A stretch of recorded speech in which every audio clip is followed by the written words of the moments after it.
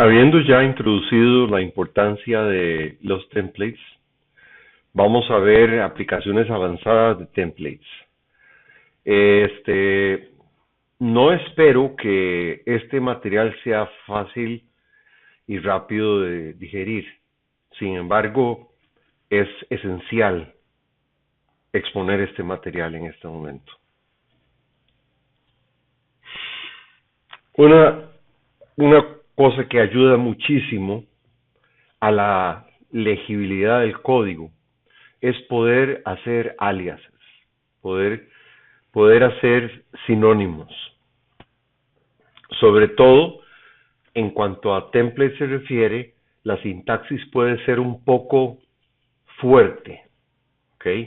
Y la capacidad de hacer aliases se vuelve sumamente importante.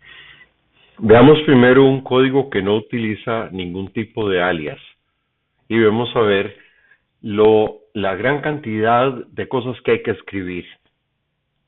¿Okay? Tenemos un template que recibe dos parámetros, ambos son tipos, no son enteros.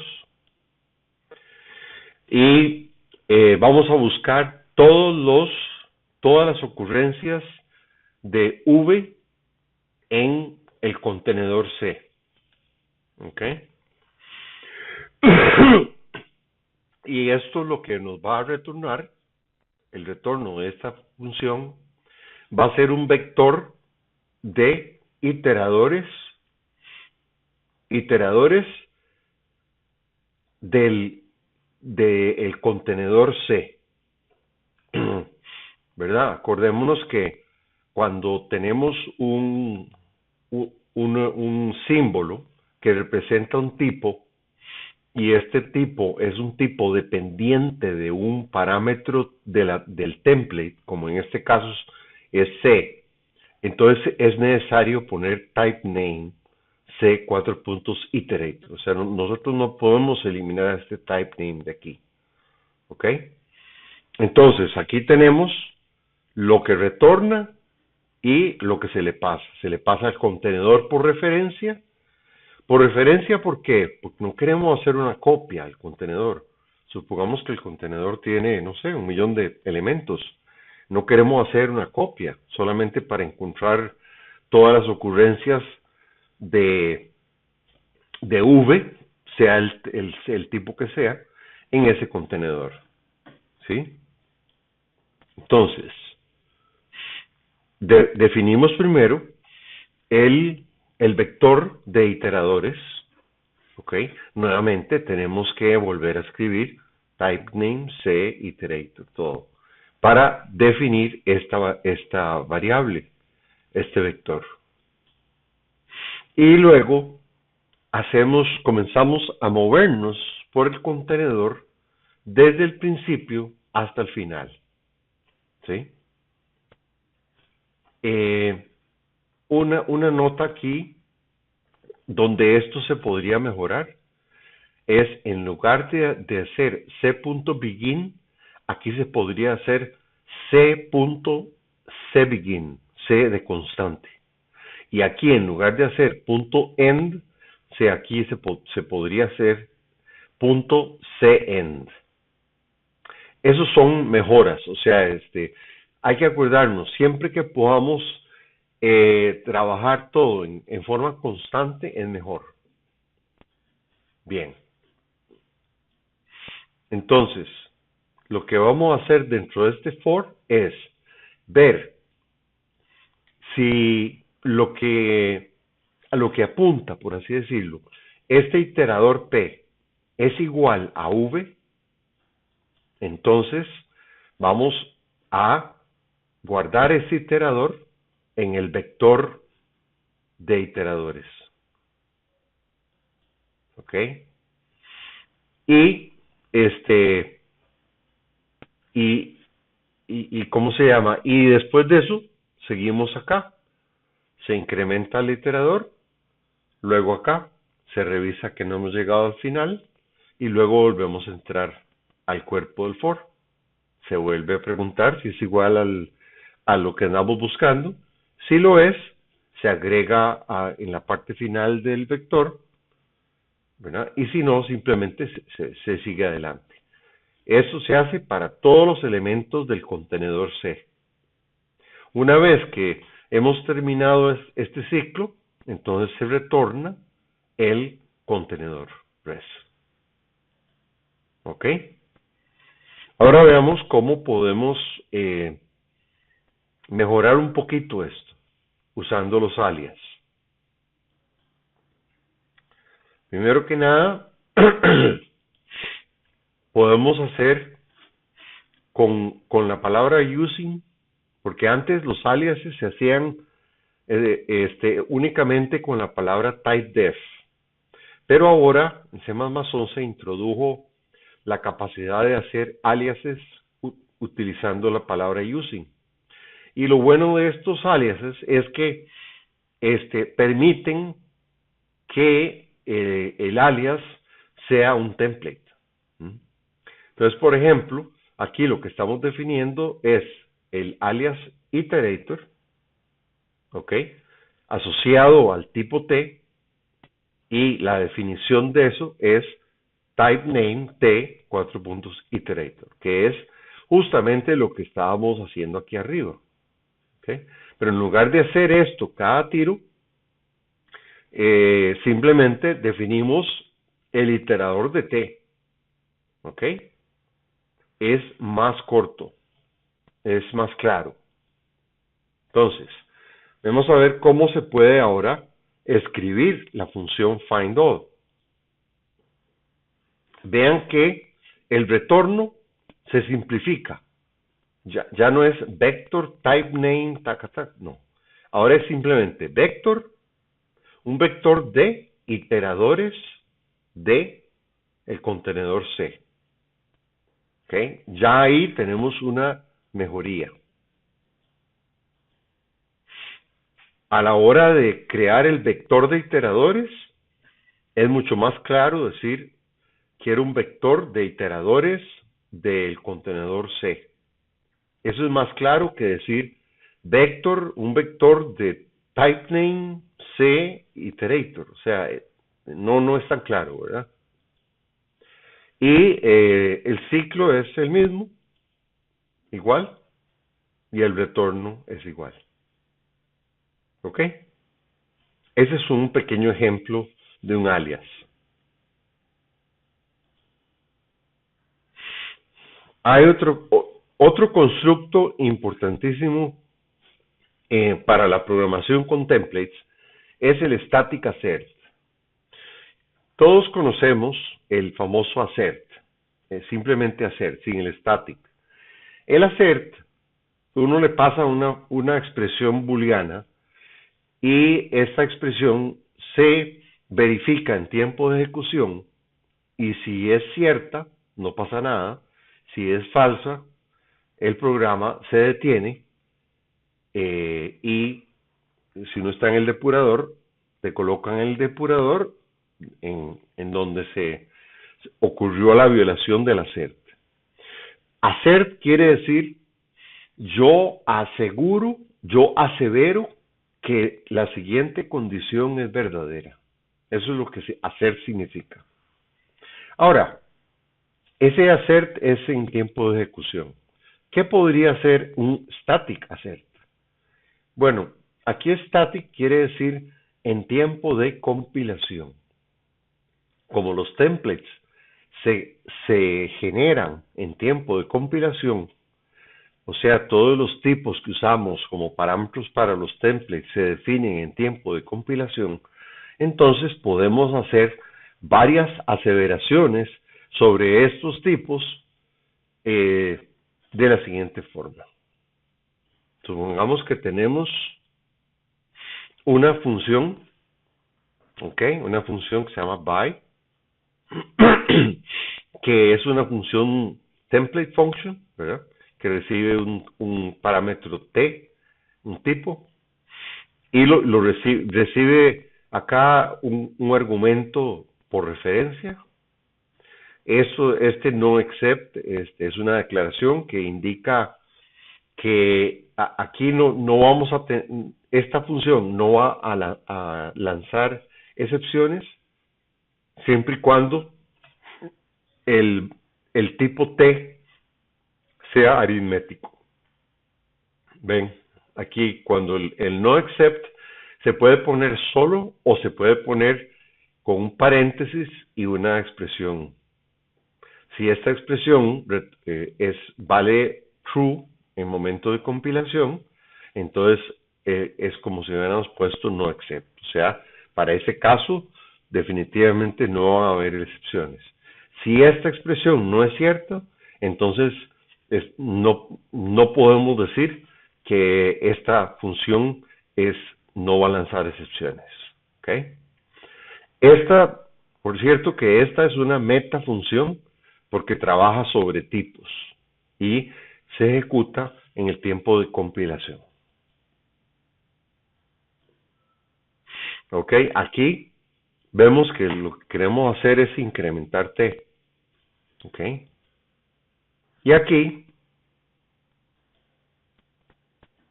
estamos haciendo un static assert ahí adentro. Ok, este static assert lo pudimos haber puesto como a primera línea, no importa en realidad, porque se va a verificar en tiempo de compilación y si la condición es que t es un tipo aritmético. Si no es un tipo aritmético, entonces el static assert no va a parar la compilación y va a poner un error que se llama arithmetic type expected. ¿Ok? Entonces esta es una forma que tenemos ahorita en C++ de poner condiciones sobre el tipo T que es posible utilizar dentro de una función. ¿Ven? Eso es algo muy parecido al término conceptos que se utilizan en otros lenguajes que tienen plantillas, que tienen templates. Esta es una de las formas, esta es la forma actual en C++. Se espera que en el próximo año, en el 2017, el estándar del 2017 incluya algo de más alto nivel para definir cuáles son los conceptos que deben de ser ciertos para que una cierta función pueda ser instanciada. ¿Ok? Aquí tenemos otra función, ¿ok? Que lo que va a hacer es invocar a la función by, recibe un vector de test, ¿sí? Y el valor de no except lo da el valor de no except de by paréntesis estrella v.begin. O sea,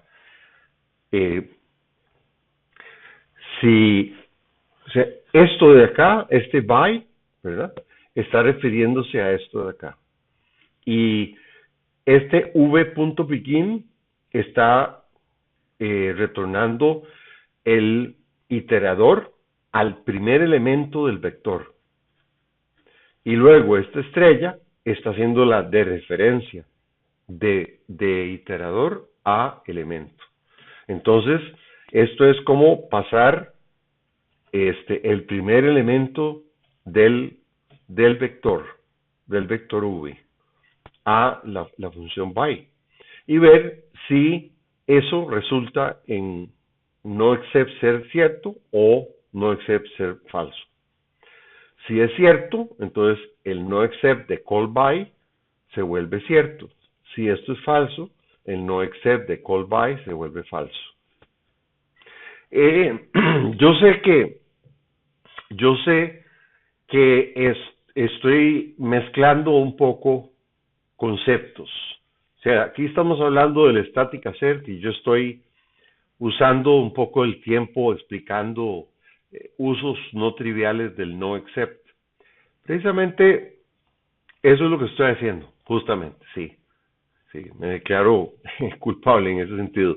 O sea, lo que quiero es aprovechar, aprovechar para que ustedes vean de un solo tiro la sintaxis y se pongan las pilas, ¿ok? Porque esta es la sintaxis de templates, ¿ok? Y no necesariamente es simple, hay que acostumbrarse. Tampoco es imposible, ¿ok? No es imposible, ¿ok? Entonces, por ejemplo, acá vamos a hacer un for, ¿sí? Un range for que se llama, ¿verdad? Entonces, para todo elemento X en el vector, ¿qué es lo que vamos a hacer? Vamos a invocar la función by. ¿Ok? Eso es. Por eso es que se llama, la función se llama call by. Invoque a by. Invoque a by, call by, se le pasa todo un vector de test. Pero entonces lo que se hace es recorrer todo el vector invocando by para cada elemento del vector. Entonces, ¿qué es lo que sucede? Que como by tiene un static assert, entonces, como aquí en call by nosotros usamos by, entonces call by, por así decirlo, hereda el static assert de by, ¿verdad? Entonces, quiere decir que call by tiene la restricción de que t debe ser un tipo aritmético.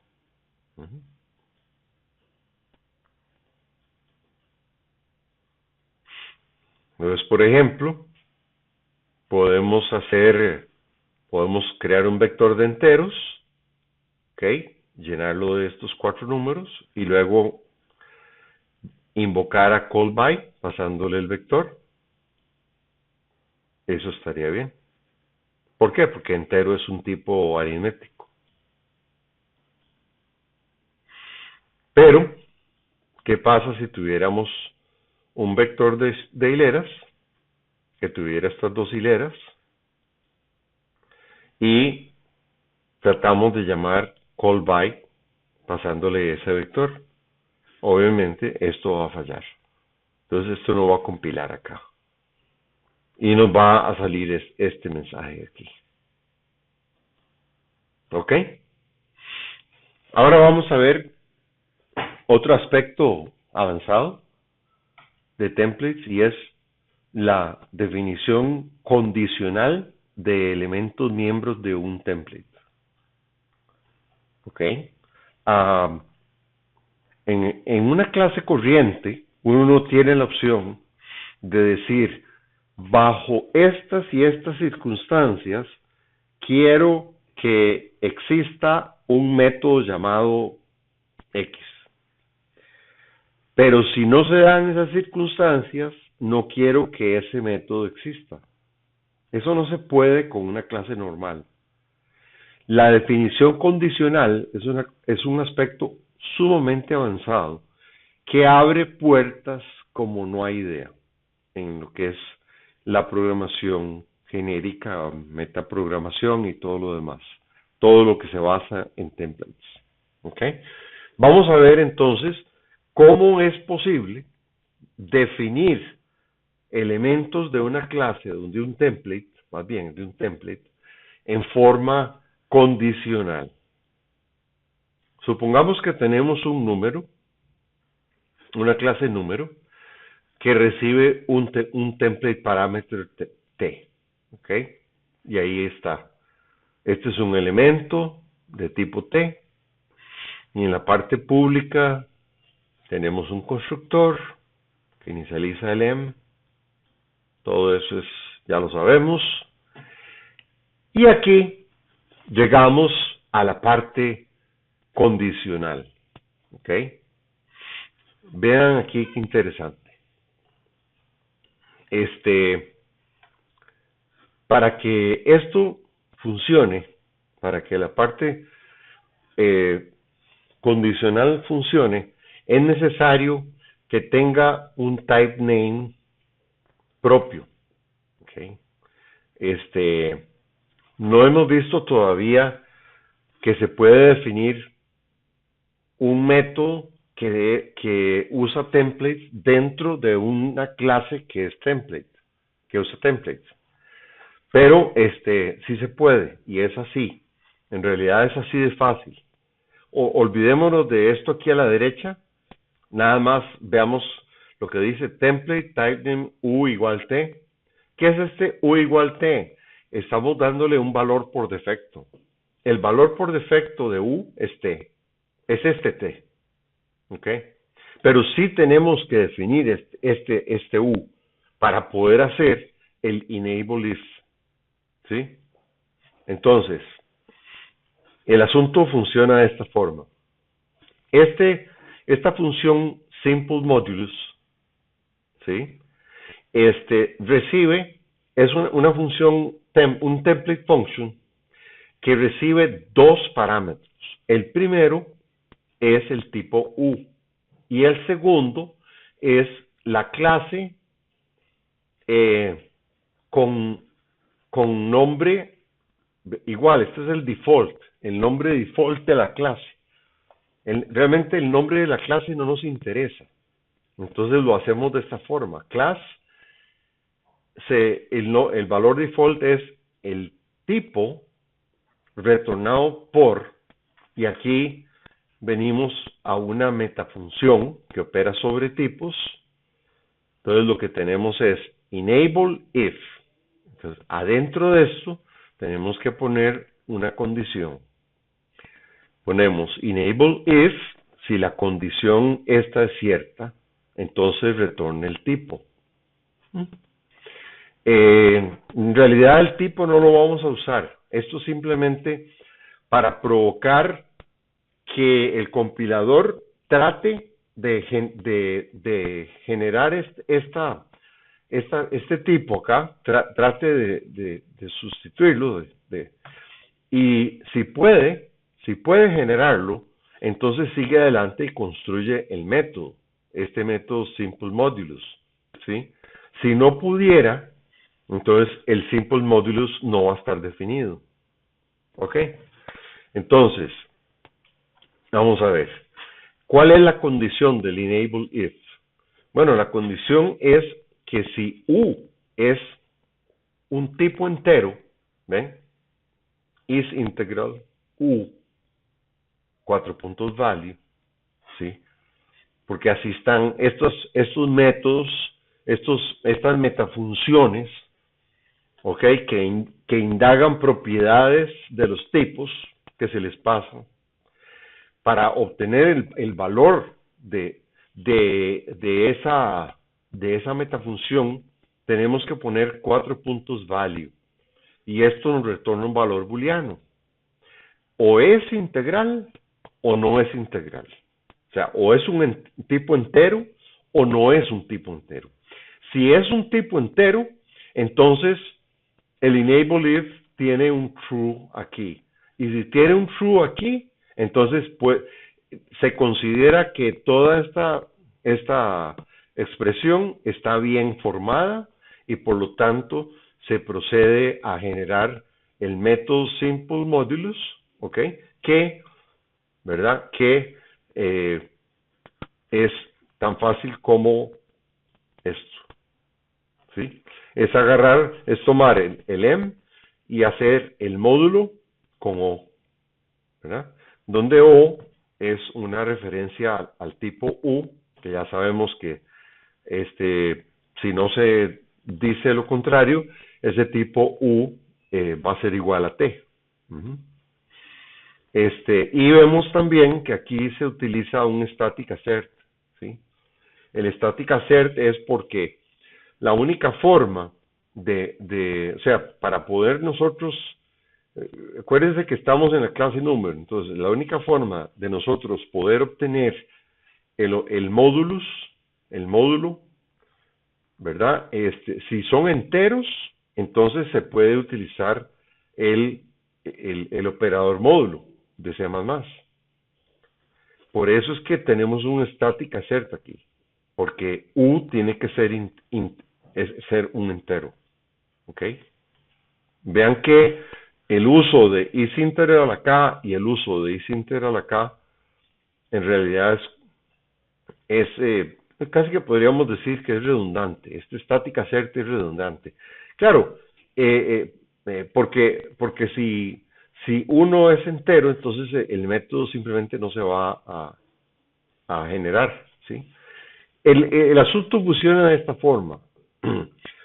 Cuando uno tiene un template y uno lo instancia, ese template, con un tipo U, ¿no? Eh, se trata, entonces se viene y se trata de hacer una sustitución, lo que se llama una sustitución, o sea, se reemplaza el U por el tipo que sea, ¿sí? Y se trata de evaluar todo esto. Si esto está bien formado, si esto se evalúa correctamente, se dice que la sustitución funcionó y por lo tanto se genera el método. Si no se pudo hacer la sustitución de tipos, ¿ok? Entonces no se considera un error. Esto es muy importante. No se considera un error. Simplemente, y esto es una decisión de diseño del tema además que es sumamente inteligente. Simplemente tenemos que el método Simple Modulus no va a ser definido del todo, ¿ok? Eso se conoce como SFINAE, SNIFE, no sé cómo se dice, es Substitution Failure is not an error, ¿ok? Eso es lo que, lo que se define acá. Veamos aquí. Vamos a definir otra función que tiene el mismo nombre, Simple Modulus, ¿sí? ¿Ok? Que simplemente retorna el elemento. O sea, esta es una función tonta. O sea, se pone para que, porque sí necesitamos que exista una función simple modulus en todos los casos, sea que U sea entero o no. ¿Por qué? Aquí llegamos a definir el operador módulo, ¿ok? Recibiendo otro T, ¿verdad? Y entonces hacemos un if. El if es, si ese otro T es un punto flotante, ¿ok? Entonces utilicemos la función floating modulus, fmod, pasándole el m y el otro valor, ¿ok? Si no, entonces pasémosle el simple modulus, ¿ok? Aquí alguien diría, bueno, entonces, si, si no es punto flotante, entonces digamos que se cumple que es entero. Bueno, probablemente habría que poner aquí else if is integral, ¿verdad? Para que se invoque entonces el simple modulus que está acá, este primero. Ahora, ¿por qué? ¿Cómo va a resolver? Porque aquí tenemos una sobrecarga. En el caso de que U sea un entero, vamos a tener dos funciones llamadas simple modulus. Uno recibiendo una referencia a U constante y el otro recibiendo elipsis.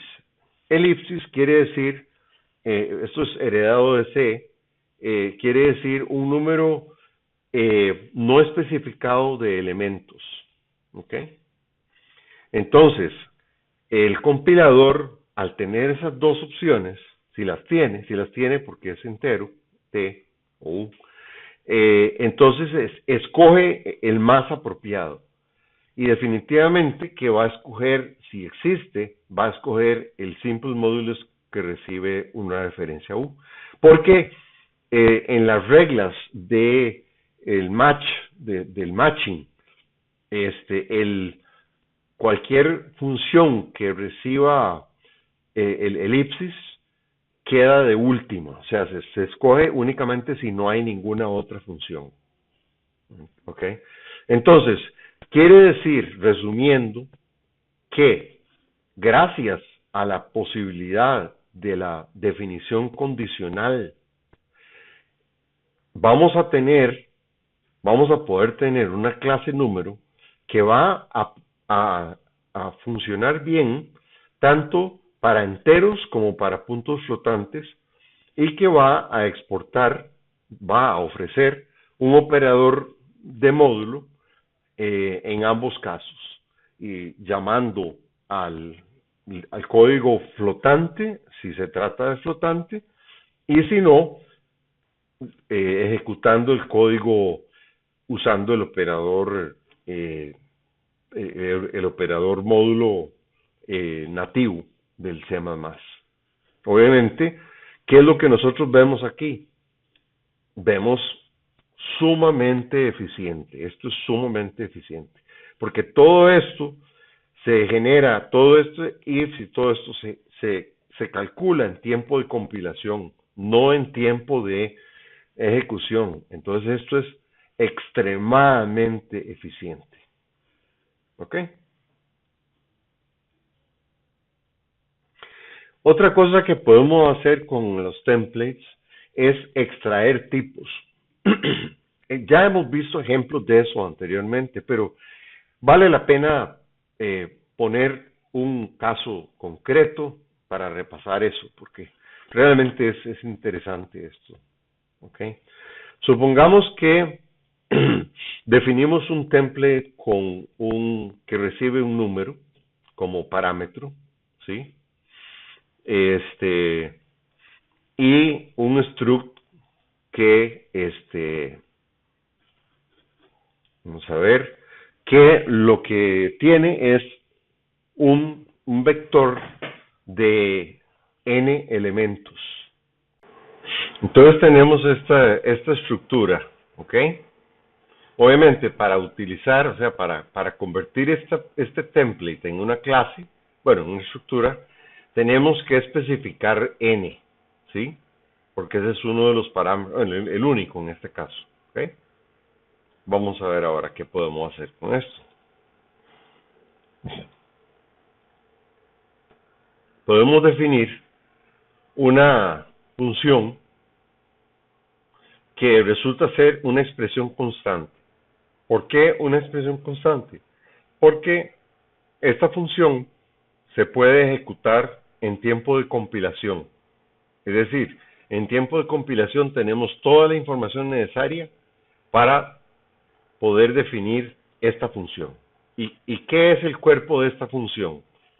Es tan sencillo como retornar n. Y ahí termina la función. Ok, esto es asombroso. Realmente, si se ponen a verlo, esto es asombroso.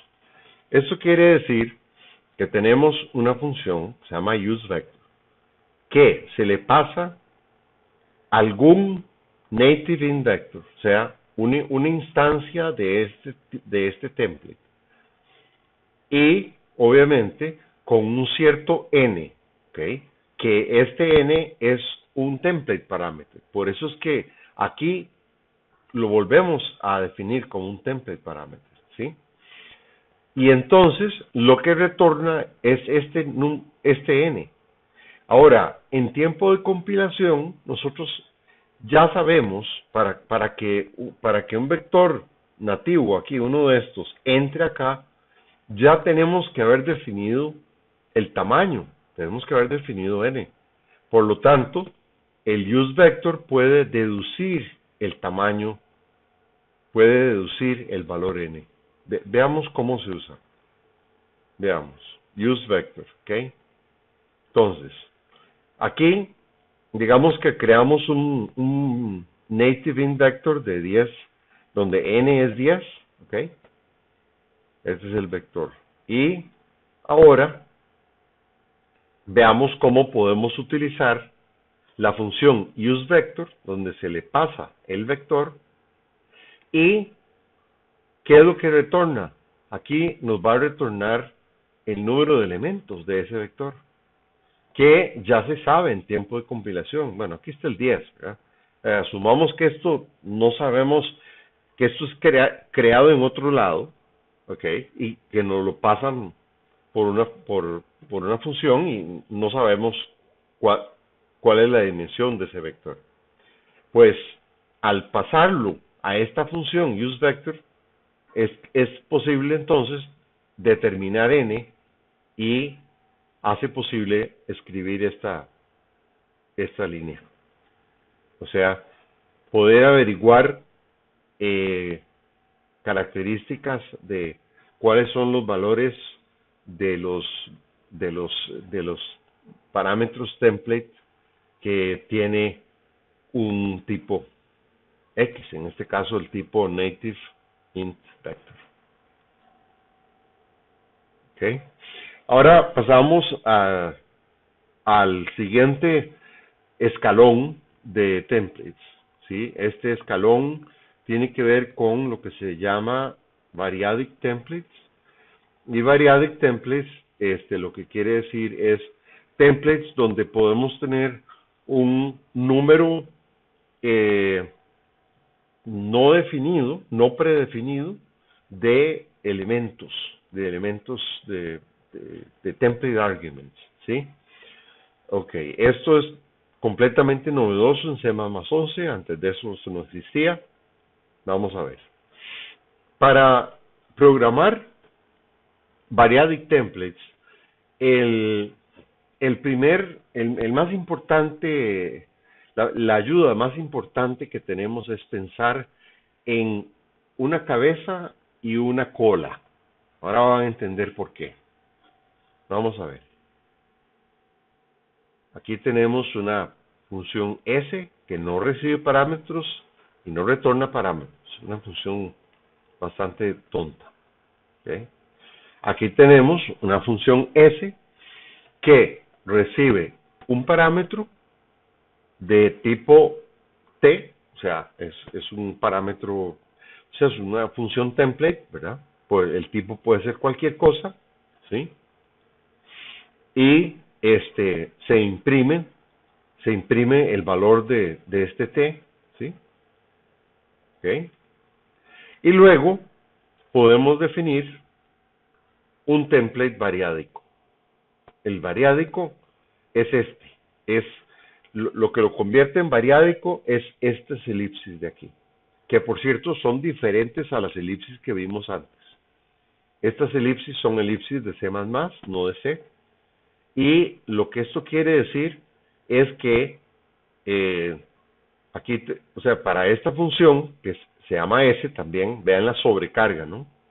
S sin parámetros, S con un parámetro y S con más de un parámetro, ¿ok? Por aquí vamos a tener la cabeza, ¿sí? Y vamos a tener la cola. La cola es uno o más parámetros, ¿ok? No se define cuántos parámetros son, ¿ok? Entonces, ¿cómo hacemos para manejar esto? Bueno, primero que nada, la cabeza la podemos ya imprimir. Entonces podemos hacer uso de esta sobrecarga.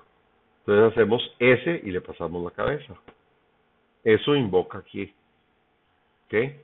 Y la cola la podemos expander, que eso es lo que hacen estos tres puntos suspensivos, después del nombre, ¿okay? El nombre de la cola, ¿sí? El nombre de la cola es un paquete que tiene varios tipos. Cuando nosotros ponemos ese paquete y ponemos los tres puntos suspensivos después de ese paquete, lo que estamos diciendo es, pase aquí todos, todos los tipos que existen dentro de la cola. ¿Ok? ¿Esto qué quiere decir? Esto va a invocar nuevamente a S. Bueno, podría invocar este S o podría invocar este S si resulta ser que en la cola solamente hay un tipo. Entonces se invocaría este, ¿verdad? Si hay más de un tipo, esto es recursivo y se vuelve a invocar. Lo que sucede es que si se vuelve a invocar esta, entonces esta cola se separa en una cabeza y una cola. Entonces ven cómo vamos extrayendo los diferentes elementos del variadic template. Entonces, ¿cuáles son los posibles usos de esto? Digamos, podríamos tener, queremos imprimir todos los elementos que enviamos a la función S. Vean que podemos enviar de cualquier tipo. Aquí estamos mandando un entero, luego una hilera, luego un long, ¿sí? Entonces, llamo la atención al uso de estos corchetes simples para hacer más legible que se trata de 45 millones. Y la L para indicar que esto es un tipo long. ¿Ok? Ahora, ya hablé de los paquetes. Examinémoslos en un poquito más detalle para que quede esto bien clarito, ¿sí? Tenemos una clase cosa, ¿sí? Que tiene un template member function, ¿ok? Que es un template variádico. Esto es variádico, decíamos, igual que antes. ¿Por qué? Porque tenemos class o type name, es lo mismo, y luego tenemos 3 puntos suspensivos y un nombre. ¿Ok? Esta es una función que no retorna nada y recibe estos valores, estos t-values acá, y los expande. Ven que al poner los 3 puntos suspensivos al lado derecho del parámetro, estamos expandiendo los valores, ¿ok?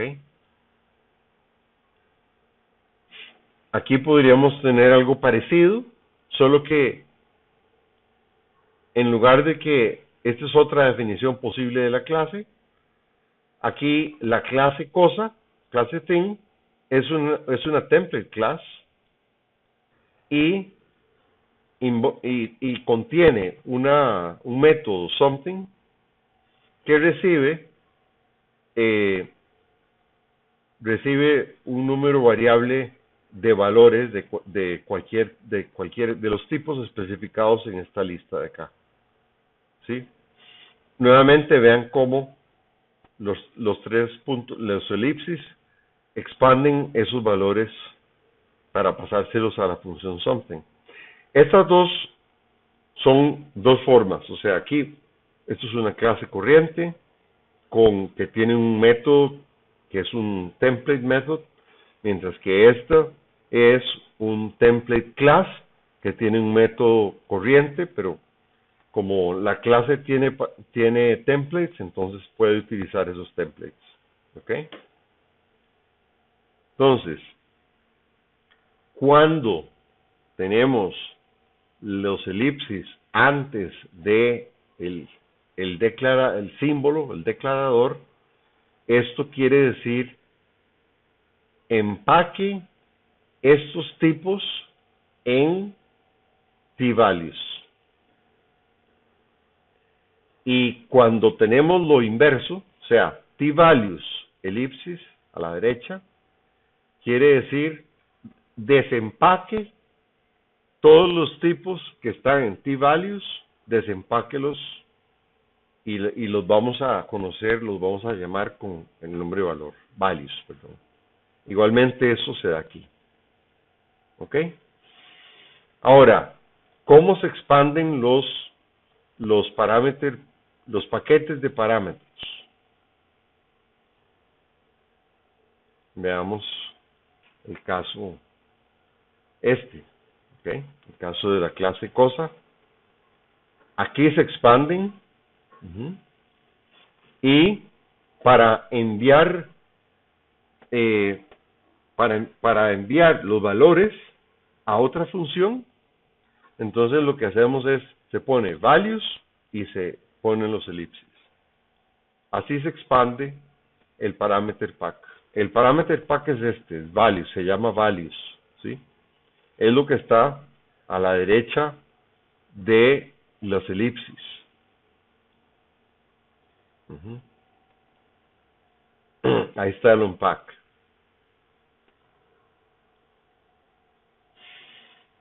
Bien, eso es muy interesante, lo de los templates, variadic templates, nos hace posible utilizar los variadic templates como estructuras de datos que son manejables en tiempo de compilación. Vamos a ver eso. Supongamos que tenemos una estructura type list, ¿sí? Con estos elementos, estos tipos, ¿sí? Y tenemos un alias, llamamos type, que se le pasa el número y retorna el elemento, el tuple element, número n de una tupla que construimos a partir de los argumentos. Vean que aquí tenemos un desempaque, vamos a desempacar, y aquí tenemos un empaque. Args es un paquete que contiene todos los tipos de type list. ¿Ok? Y esos tipos se utilizan en el template de la tupla mediante poniendo el elipsis después de los argumentos, ¿sí? Entonces aquí estamos diciendo, aquí tenemos una lista de tipos y podemos acceder a cada uno de los elementos de esta lista, que no sabemos cuántos son, es un valor n, no sabemos, bueno, n no es el número de la lista, n es el índice en esta lista del tipo que queremos ver, ¿ok?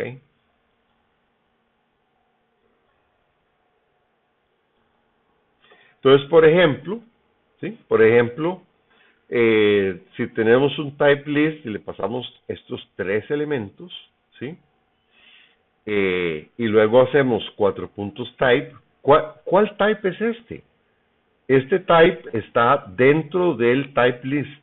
Por lo tanto, este type es este type de aquí. Ahora, este type es un template, es un alias template. Entonces, hay que pasarle un n, que es un número que no tiene signo. Entonces se le pasa un 2. Entonces, ¿qué es lo que retorna? ¿Qué es lo que retorna type 2? Bueno, este 2 es equivalente a colocarlo aquí, en tuple element. Y entonces nos va a retornar el elemento número 2 de la tupla que le pasamos acá, ¿sí? Y la tupla está compuesta de todos los tipos.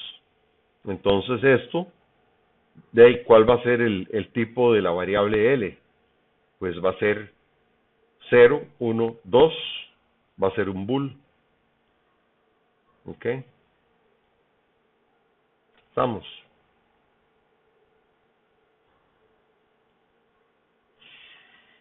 Ahora vamos a ver una aplicación avanzada de templates variádicos.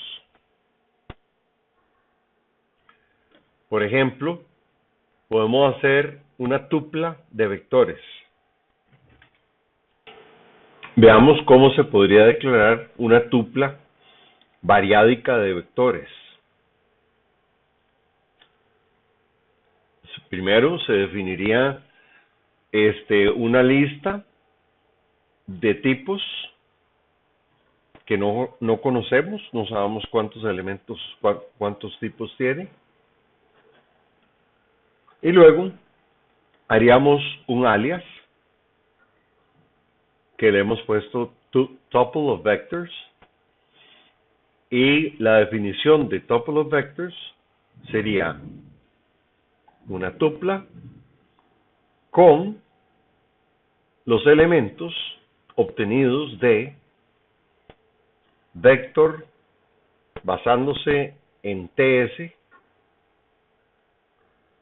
y elipsis. O sea, desempacar este vector TS. Este vector TS no es un tipo, ¿ok? TS es un paquete de tipos. Entonces, lo que aquí se tiene, lo que se escribe aquí, todo esto, antes del elipsis, lo que eso quiere decir es que tenemos que ahora expander esto mismo con cada tipo incluido en el paquete TS. ¿Lo ven? O sea, digamos, supongamos que tenemos un tuple of vectors. No cualquier tuple of vectors, que sería el variádico, pero un tuple of vectors que sería donde especificamos cuáles son los tipos. Entonces, ¿cómo se declararía eso? Se declararía igual en esta parte de tupla, luego se abrirían los angulares y luego pondríamos std vector int, coma, std vector double, coma, etcétera, por todos los tipos que hubieran. Entonces, como ven, esta elipsis desempaca los tipos y genera para nosotros std vector, y aquí pondría el primer tipo contenido en el paquete TS, aquí pondría el segundo tipo contenido en el paquete TS y así sucesivamente. ¿Sí? Entonces, ¿cómo podemos usar esto?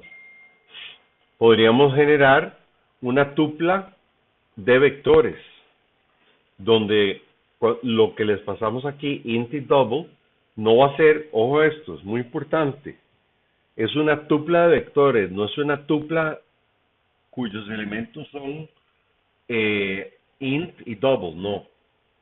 ¿Ok? Entonces, vamos a ver esto con más detalle. Si nosotros utilizamos el get0 para acceder al primer elemento de la tupla, entonces nos va a retornar, digamos, aquí hemos usado el auto, y X va a ser un vector de enteros, ¿sí? Igualmente, si usamos get1, entonces Y va a ser un vector de dobles, ¿lo ven? ¿Sí? Entonces, como X es un vector, podemos invocar, mandarle la función pushback y pasarle el número, un entero, ¿verdad? Y a Y pushback y pasarle un double, ¿lo ven? Y aquí, digamos, podríamos imprimir el primer elemento del vector de enteros X, ¿sí? Y aquí imprimir el primer elemento del vector de dobles Y.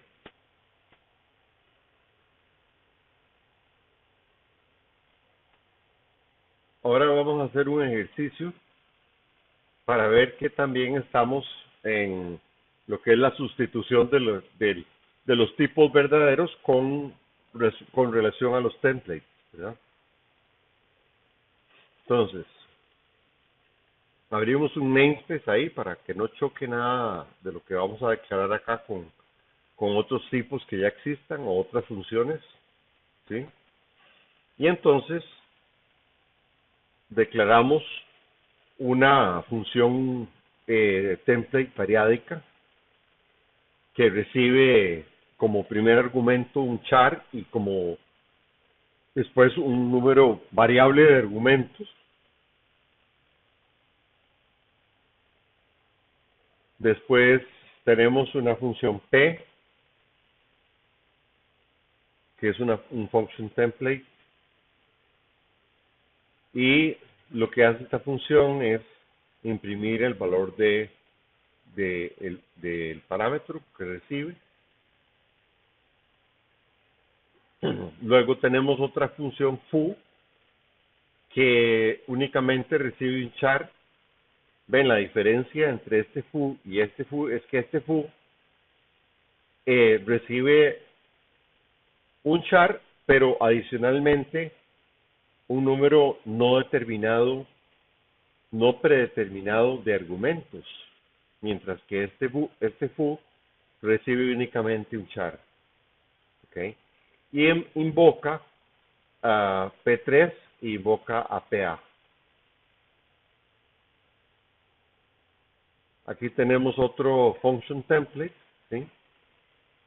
Que es diferente a la original porque el primer tipo es un entero. ¿Okay? Y esto lo que hace es ignorar el primer elemento y más bien invocar foo con el resto de los argumentos, desempacando los argumentos. Y luego invocando P, pasándole el primer elemento.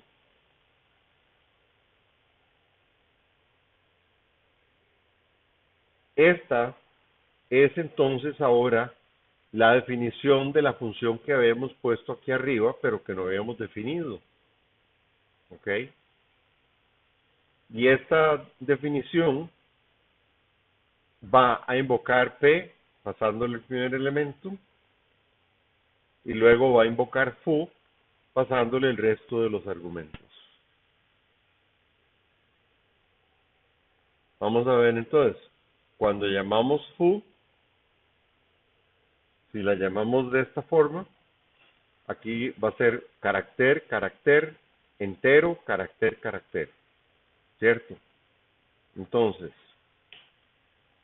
primero que nada, ¿cuál, cuál de estos, cuál de estos foos va a ser aceptado la primera vez? Bueno, eh, veamos, es este foo que recibe solo un char no sirve.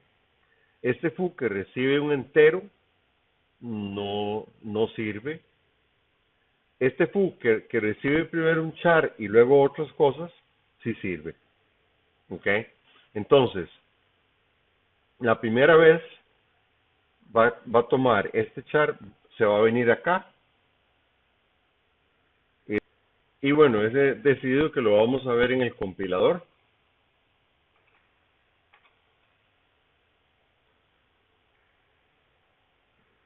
¿Ok? Aquí está el call foo, ¿sí? Vamos a irnos uno por uno. Primero, ven, se va al foo char, ¿sí? Luego, PDA, ¿cuál P va a invocar? Bueno, solo hay una P. Y este P recibe cualquier tipo y lo imprime. Entonces se va a ir ahí. ¿Ok? Y lo va a imprimir. ¿Ok? Ahora, se lo pasa como un carácter, ¿verdad?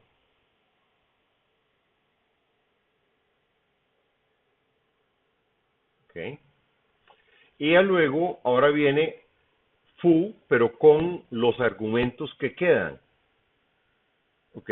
Que sería ahora con el 2 y los demás. Entonces, el 2 sigue siendo un char. Entonces, se va a invocar recursivamente este foo. Veamos. ¿Ven? Y ahora A contiene el número 2. Si ahora nos vamos arriba al P, se va a imprimir el carácter 2. ¿Ok? Y luego, con el resto de los elementos, se va a invocar foo nuevamente, pero el resto de los elementos comienza con 48, que es un entero. Por lo tanto, se va a invocar este foo. ¿Ok? ¿Ven? Y aquí lo que hacemos es, invocamos foo con el resto de los elementos, pero ahora el resto de los elementos son 4 y 5. O sea que se va a venir al foo que tiene char de primero. ¿Ven? Y vamos a irnos a P y ahí se va a imprimir el carácter 4, ¿sí? ¿ok? Y luego vamos a invocar foo con el resto de los argumentos, que en este caso es únicamente el carácter 5. Entonces, se va a invocar ¿cuál foo? Bueno, se va a invocar este foo de aquí, que solo recibe un carácter. ¿Lo ven? Uh-huh. Y entonces de aquí se va a invocar P3 y luego PA. Entonces, en ambos casos, en el primer caso, P3 invoca P, pero X se recibe como un número. Entonces se va a imprimir el número 3. ¿Ok? Luego PA, A se recibe como un carácter, el carácter 5. ¿Ok? Y se imprime el 5. ¿Ok? ¿Ok? Y ahora ya salimos de este foo, regresamos a PA. A es un entero, entonces se va a imprimir el entero, ¿ok? Que es el valor 48, eso es lo que se va a imprimir, 48, ¿ok? Y ahí terminamos. Podemos ver acá, 1, 2, 4, 3, 5, 48 es el resultado de la ejecución de esto. No les voy a mentir, hay momentos en que uno desesperadamente necesita la ayuda del compilador. Y usando templates avanzadamente, definitivamente es el caso más seguro de que vamos a ocupar toda la ayuda posible. ¿Okay? Antes de ver en detalle un poquito más de este tipo de problemas, veamos por qué es importante el forward y de qué se trata y qué significa. ¿Okay? Digamos que tenemos dos funciones f, una para R-values y otra para L-values. ¿Sí? Las distinguimos con diferente número de ampersands. ¿Ok? Supongamos que tenemos una función que queremos que haga lo que se llama un perfect forwarding. ¿Ok? O sea, de acuerdo al parámetro que se le pase, queremos que invoque el f que es correcto. ¿Ok? Entonces, hay dos formas de invocar f. Está simplemente el f pasándole el parámetro normal y está el f que es pasándole el parámetro pero haciendo un forward de ese parámetro. Entonces, vamos a ver qué es la diferencia en estas dos y por qué se ocupa el forward. ¿Ok? Vamos a invocar aquí doF, se le pasa un 4. ¿Ok? 4, al ser una constante, no tiene dirección, no tiene ubicación. Entonces acordémonos lo que habíamos hablado de los R values, ¿sí? 4 viene a ser un R value. Por lo tanto, si hacemos un doF 4, la invocación aquí debería, en f de t, debería de invocar el f que recibe este valor x por R value, pero resulta ser que no lo hace, y no lo hace porque aquí el 4 no tiene nombre, ¿ok? Al no tener nombre, no es, no lo podemos ubicar en memoria, ¿sí? Pero aquí este t sí tiene nombre. Entonces, aquí este t ya se convirtió en un L value. Entonces, si hacemos la llamada ft simplemente, entonces se va a invocar el f con un L value reference, que es esta f. Eso está mal, ¿ok? Hemos perdido información al haber llegado al do F, ¿ok? Y la única forma de recuperarlo es hacer un forward.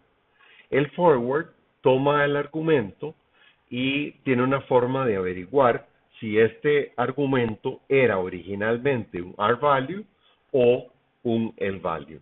Si es un R-value, entonces va a invocar a la función f para R-values. Si era un L-value, va a invocar la función f para L-values. Entonces, eso es lo que ocurre y por eso es que necesitamos el forward. Veamos aquí el otro caso, que sería cuando tenemos aquí un L-value, que es D, ¿sí? Y llamamos a doF con D.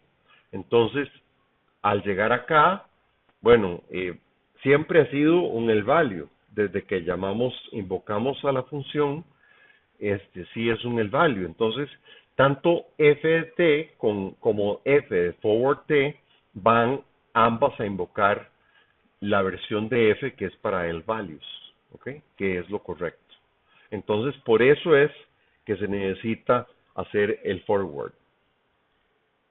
Ahora, ¿por qué el decay? Ok, el decay es tal vez un poquito más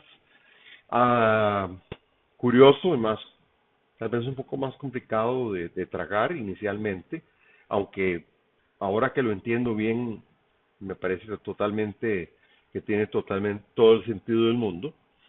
Decay hace conversiones de tipo que son equivalentes a lo que sucedería si el objeto fuera pasado por valor a una función.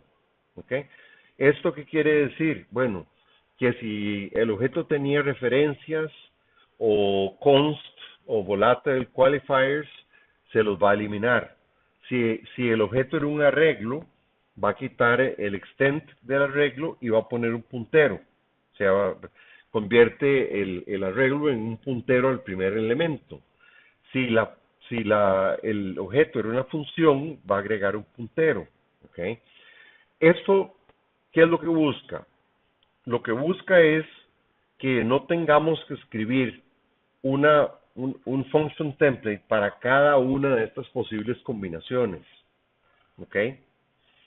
Entonces, lo que se hace es que se escribe un function template como si el parámetro se hubiera pasado por valor y para lidiar con todos los otros casos, lo que hacemos es que convertimos el tipo que se ha pasado, que puede venir con referencias o puede venir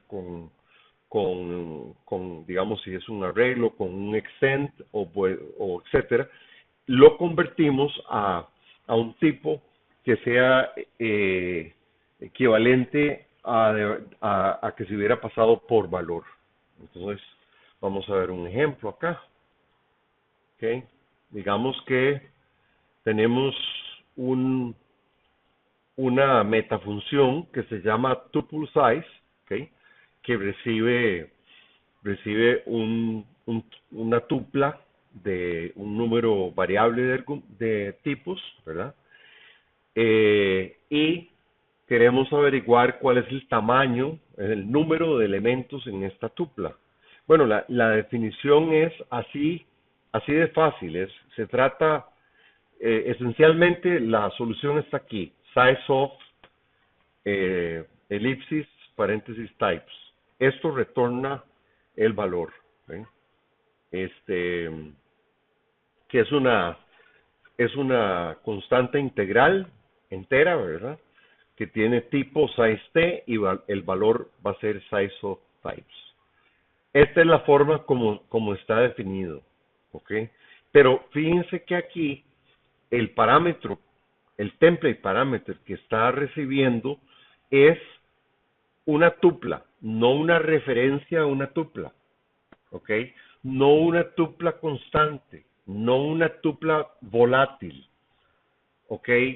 No un puntero en la tupla, qué sé yo. O sea, es una tupla nada más, que sería como se pasaría si se pasa por valor, ¿ok? Bien, entonces, si tuviéramos acá, tenemos el test, tenemos eh, dos posibilidades. Tomar la tupla que se va a pasar, pero aquí se está pasando por referencia universal, o sea, no se está pasando por valor, y por lo tanto, para que funcione esta definición que está aquí, necesitamos hacer un decay. Al hacer el decay de la tupla que se pasa, obtenemos un tipo que es ya que va a eliminar, en este caso particular, lo que va a eliminar es la referencia y va a ser posible que funcione la clase tuple size o la meta función tuple size, ¿ok? Y aquí, digamos, sería cómo se calcula el tamaño utilizando el tipo ya pasado, ya aplicándole el decay, ¿verdad? With decay value. Mientras que si tratamos de hacer el size sin aplicarle el decay, no nos va a funcionar.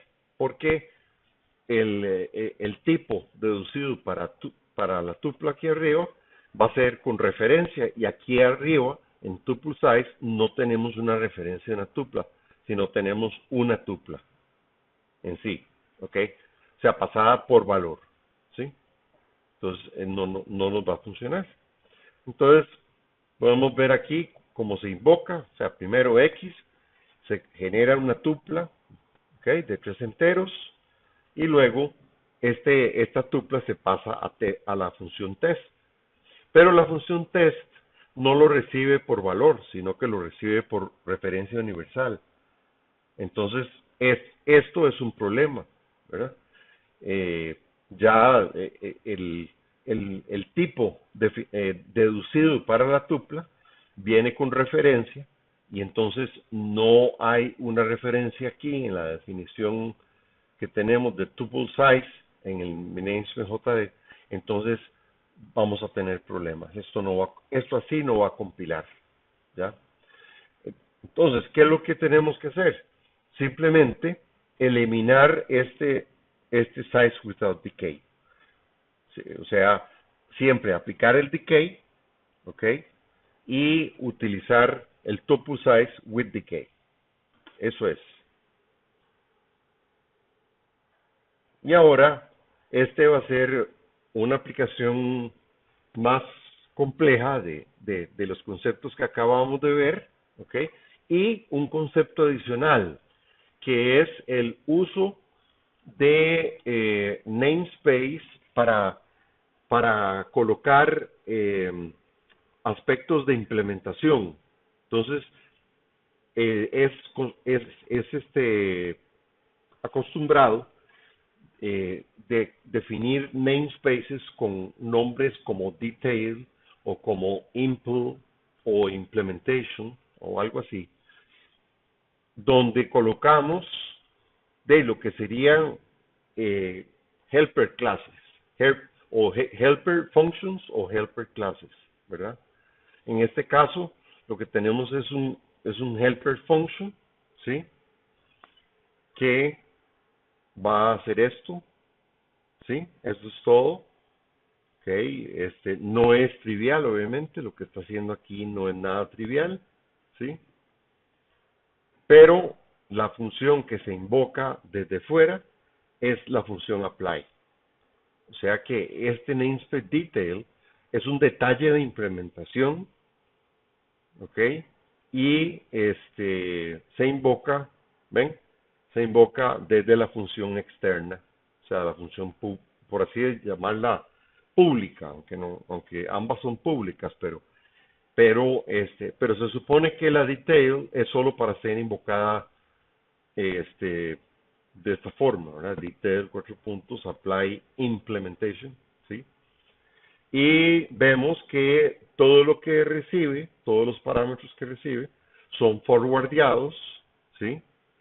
Y se genera una index sequence, una secuencia de enteros que tiene como tamaño el tuple size de la tupla que recibe acá. Pero esta tupla, ven, tenemos que hacerle un decay. Tenemos que hacerle un decay. y esto es lo que genera, o sea, lo que hace es invocar acá nuevamente el forward, ¿verdad? Y como tenemos varios elementos en la tupla, vamos a tener que hacer un get i, donde i es un paquete. Lo vemos aquí, i es un paquete. Entonces, como paquete que es, lo que vamos a hacer es que ponemos el paquete, ponemos toda la función acá, o sea, toda la expresión que queremos que se repita para todos los elementos que hayan en este paquete, porque tenemos un elipsis aquí, que eso es lo que genera, ¿verdad? ¿Lo pueden ver? Esta elipsis hace que se genere el get 0 pasándole la tupla, el get 1 pasándole la tupla, el get 2 pasándole la tupla, así hasta llegar al último elemento de la tupla. ¿Ok? Así que esto es un poquito heavy de tragar tal vez, pero es donde realmente, si realmente entendemos lo que está sucediendo aquí, eh, pues eh, estamos en muy buen nivel, ¿verdad? Ahora, yo no espero que entiendan todo exactamente lo que está aquí. Eh, Esto nada más les digo, ok, este es el tipo de programación que eventualmente se llega a hacer en C++. Es interesante ver cómo las templates variádicas eh, y bueno, en general, muchos aspectos del lenguaje C++ entran en juego para construir un lenguaje que se puede extender, ¿verdad? Vamos a ver unos ejemplos. Hace un poco más de un año estuve metido en estudiando el lenguaje Swift, el nuevo lenguaje creado por Apple para hacer el siguiente lenguaje después del Objective-C que han usado por tanto tiempo. Y me llamó mucho la atención una característica del lenguaje que se llamaba defer. Quiero ponerles un ejemplo de cómo es un defer para que vean cómo podemos implementar la misma funcionalidad en C++, ¿ok? A pesar de que no es parte del lenguaje. Entonces, veamos una función en Swift. Esto es Swift, esto no es C++. Fíjense que no hay punto y comas al final, ¿verdad? Digamos que tenemos una función que se recibe una comida, el nombre de una comida, y va a retornar true si la nevera contiene esta comida, ¿ok? Entonces, lo primero que se va a hacer es que se va a cambiar el estado de la nevera a que está abierta, ¿ok? Fridge is open, true, ¿sí? Nosotros queremos que, sea como sea que se sale de esta función, antes de salirse, definitivamente se ponga que la nevera ya no está abierta. O sea, que fridge is open se ponga en falso. Esto es lo que hace el defer. El defer hace que el código que continúa después en este bloque se ejecute como última acción antes de salir de la función. ¿Ok? Entonces, por ejemplo, la implementación de la función podría irse a preguntarle al contenido de la nevera si contiene en efecto esa comida y el resultado lo pondría en esta variable, ¿ok? Y ahí haría un return result y ahí termina ahí termina la función. Esta es una función sumamente sencilla, pero muestra algo muy importante y es que queremos, al momento de salir de la función, queremos asegurarnos de que la nevera esté cerrada. ¿Ok? Entonces, ¿cuál es el elemento clave aquí? Es la letra, perdón, la palabra clave defer. ¿Sí? Ok. ¿Cómo podemos hacer que C++ haga esto? Bueno, yo me topé con un código llamado finally, una clase template llamada finally, que en realidad hace lo que hace defer. Entonces vamos a ver cómo es que, que esto, que esto funciona. Esta clase estaba originalmente hecha para invocar una función con un parámetro, pero a mí se me ocurrió que podemos extender esto a que sea invocar una función con un número variable de parámetros. De esta forma podemos, digamos, indicar que antes de que se salga de la función queremos que se ejecute una función completamente arbitraria. O sea, que tenga cualquier firma, cualquier signature, cualquier cantidad y cualquier tipo de valores. Es lo que, ¿verdad? Lo que queremos que esto haga. Entonces, por supuesto, a lo que busqué, a lo que fui, fue a la tupla, ¿verdad? La tupla es, como decíamos antes, es la estructura de datos para el tiempo de compilación. ¿Ok? Entonces,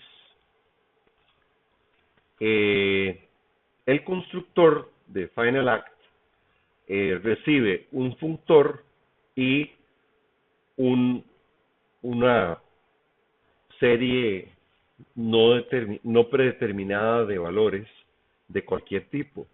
Ujú. Entonces, ¿qué es lo que hacemos? Bueno, eh, primero que nada, bueno, tomamos el funtor eh, funtor es una función, pero también puede ser un objeto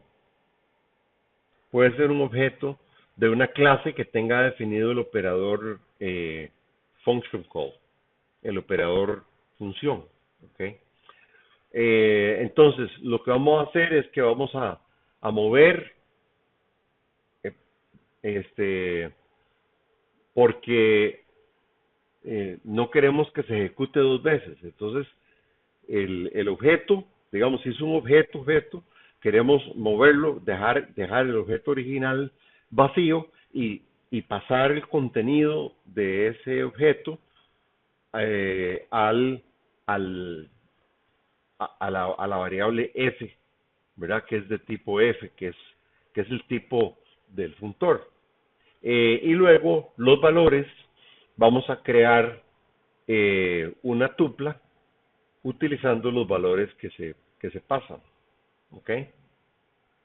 Ese sería el constructor. Eh, Aquí sería un constructor para movimiento.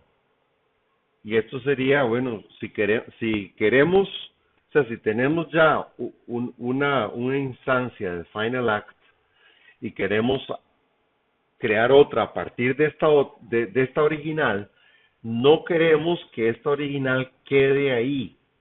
O sea, porque si las dos se ejecutan, van a ejecutar dos veces la misma funcionalidad. Entonces no nos funciona hacer un constructor copia, sino que tenemos que hacer un constructor de movimiento. ¿Ok?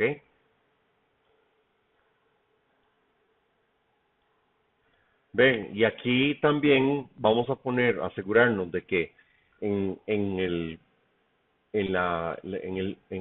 objeto Final Act del cual estamos moviendo, vamos a poner el invoke, lo vamos a poner falso, para que de ninguna forma se vaya a ejecutar. ¿Ok? Como acabamos de decir, no tiene sentido y es un error crear un constructor copia. Entonces hacemos esta declaración en el cual el constructor copia se marca como deleted. ¿Okay? También la asignación por copia se marca como deleted. ¿Okay? Y el destructor pregunta, si invoke es true, entonces vamos a hacer un apply. Y el apply lo que va a hacer es que va a invocar el funtor f pasándole la tupla. O sea, en dos platos esta es la aplicación, la ejecución más general de un objeto invocable, ¿ok?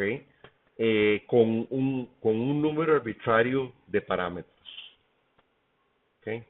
Y esa es la programación del Final Act. Sí, es cierto que eh, se ve compleja, pero vean qué corta que es. Y una vez que tenemos los conceptos firmes, realmente esto es bastante corto para lo que hace. ¿Okay? Ahora vamos a crear una función de conveniencia para no tener que estar creando objetos de Final Act en forma explícita. Entonces, lo que hacemos es crear una función template que se llame finally, que va a recibir el funtor y va a recibir los valores, y lo que va a hacer es que va a crear un objeto de la clase final act pasándole f y los valores. ¿Ok? Así que ahí está la cosa. Uh-huh. Ahora, si quisiéramos ver un finally más simple, sería el final act con solo un parámetro o sin parámetros, perdón. Bueno, solamente recibe un funtor. Uh-huh. Y hace el movimiento. Deshabilitamos el constructor copia y el operador de asignación por copia. Y en el destructor lo que hacemos es que si está prendido, invocamos F, el funtor. ¿Ok? Y tenemos esta otra función de conveniencia, ¿verdad?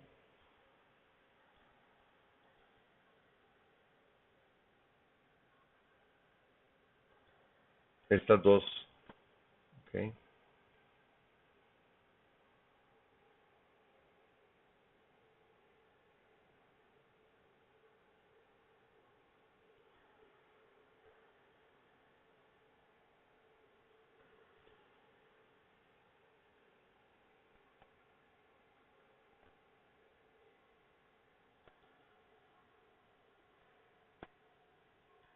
Y finalmente, ¿cómo vamos a hacer en C++ para utilizar el defer? Vean que esto sí, esto ya es C++. Vamos a usar la función finally, ¿ok? Y vamos a invocar un lambda.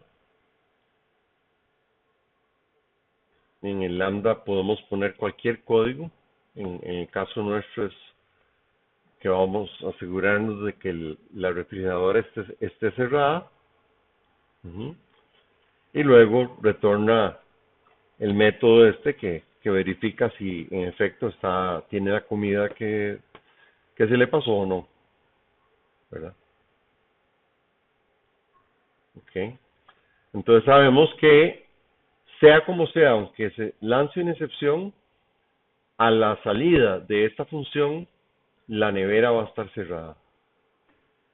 ¿Okay? Y vean que al poner esta referencia aquí, estamos permitiendo que se modifique esta variable, fridge is open, la podemos modificar aquí adentro. Después, otra forma en que podemos, digamos, extender el lenguaje C++ es de la siguiente forma. Podemos hacer un narrowcast, ¿ok? En narrowcast, digamos, se implementa inicialmente como el static cast, idéntico. Pero luego hacemos una versión narrow que verifica, ¿ok? Verifica. ¿Qué es lo que va a verificar? Primero hace un narrowcast y luego hace un static cast de lo que se convirtió y se ve a ver si valen lo mismo. Si el cast no pierde información, entonces deberían de valer lo mismo. Si no valen lo mismo, entonces tenemos un error. ¿Ok?